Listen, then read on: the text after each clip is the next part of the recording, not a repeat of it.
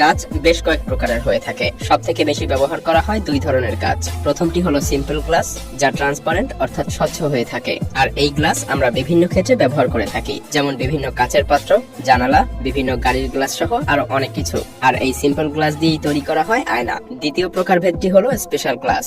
Special glass দিয়ে special জিনিসপত্রই তৈরি করা হয়, যেমন বুলেট প্রুফ গাড়ির গ্লাস। যদিও স্পেশাল গ্লাসেরও বহুল ব্যবহার রয়েছে, কিন্তু তারপরও 90% কাজে সিম্পল গ্লাস দিয়েই সবকিছু তৈরি করা হয়।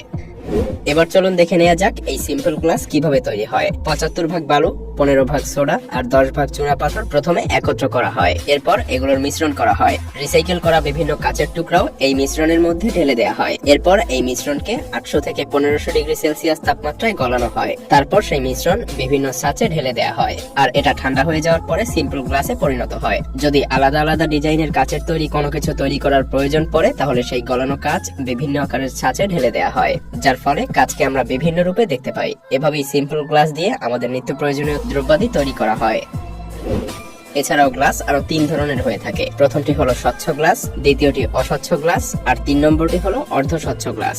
স্বচ্ছ গ্লাসে আমরা এক পাশ থেকে অন্য পাশের সবকিছুই স্পষ্টই দেখতে পাই। অস্বচ্ছ গ্লাসের অন্য পাশের সবকিছু অস্বচ্ছই থাকে। আর অর্ধ স্বচ্ছ গ্লাসে কিছুটা দেখতে পাওয়া যায়। মিরর অর্থাৎ আয়না তৈরির জন্য গলানো কাঁচ রোবোটিক সিস্টেমের সাহায্যে কনভেয়ার বেল্ট পর্যন্ত নিয়ে যাওয়া হয়। এরপর তা পানি দিয়ে পরিষ্কার করা হয়। এরপর আবারও গরম পানি ঢেলে দিয়ে সেটাকে আবারও পরিষ্কার করা হয়। এরপর কাঁচের উপর কোটিং করা হয়। প্রথমে লিকুইড ফ্লাইট দেয়া হয়, যা দিয়ে কাঁচের পেছনের দিকটা মসৃণ করা হয়। আর এর ফলে কাঁচের সাথে সিলভার খুব ভালোভাবে মিশে যায়। সিলভার গলিয়ে কাঁচের উপরে ঢেলে দেওয়া হয়। এর সাথে কিছু কেমিক্যালও মিক্স থাকে। এর ফলে স্বচ্ছ গ্লাস আয়নায় রূপান্তরিত হয়ে যায়। এরপর কপার আয়নের ডাবল কোটিং দেয়া হয়। এর ফলে কাঁচের স্থায়িত্ব বৃদ্ধি পায়। এরপর আয়নাকে বিভিন্ন ড্রয়ারের মধ্যে 31 ডিগ্রি সেলসিয়াস তাপমাত্রায় ঠান্ডা করা হয়। এরপর পেছনের অংশে কিছুটা পেইন্ট করে তা মেশিনের মধ্যে দিয়ে শুকানো হয়। আবার অনেক কোম্পানি এগুলোর উপরে ডাবল কোট করে দেয়। এরপর প্রয়োজনীয় মাপ অনুসারে এগুলোকে বিভিন্ন আকারে কাটা হয়। সেই সাথে বেশ কিছু ডিজাইনও অ্যাড করা হয়।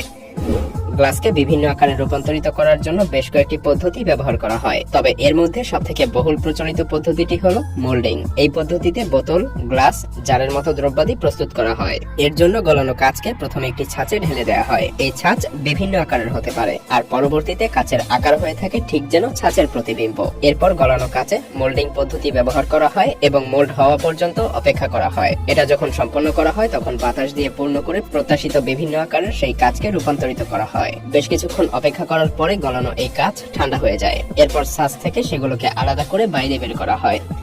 জেনে রাখা ভালো, আমাদের পৃথিবীতে প্রথম কাঁচের আবিষ্কার হয়েছিল প্রাচীন মিশর এবং মেসোপটেমিয়া সভ্যতায় প্রায় 5500 বছর পূর্বে। আর সেই সময়টাতে কাঁচ দিয়ে বিভিন্ন রকম সাজসজ্জার জিনিসপত্র তৈরি করা হতো। এরপর হযরত ঈসা আলাইহিস সালামের জন্মের পূর্বে প্রায় 1500 বছর ধরে কাঁচ দিয়ে এসব প্রয়োজনীয় দ্রব্যাদি প্রস্তুত করা হতো। আর এসব জিনিসপত্র প্রস্তুতের পূর্বে কাঁচের পরিবর্তে পিতল ব্যবহার করা হতো।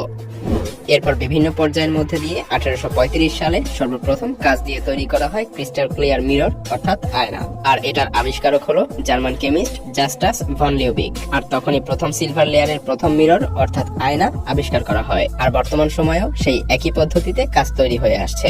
এতক্ষণ আমরা দেখলাম বালু দিয়ে কিভাবে কাঁচ প্রস্তুত করা হয়। হয়তো আপনি কখনো ভাবতেও পারেননি মাঠে অবহেলায় পড়ে থাকা এই অপ্রয়োজনীয় দানাদার বস্তু থেকে কাঁচের মতো সুন্দর জিনিসের জন্ম হতে পারে। তবে আমাদের বর্তমান পৃথিবীতে এমন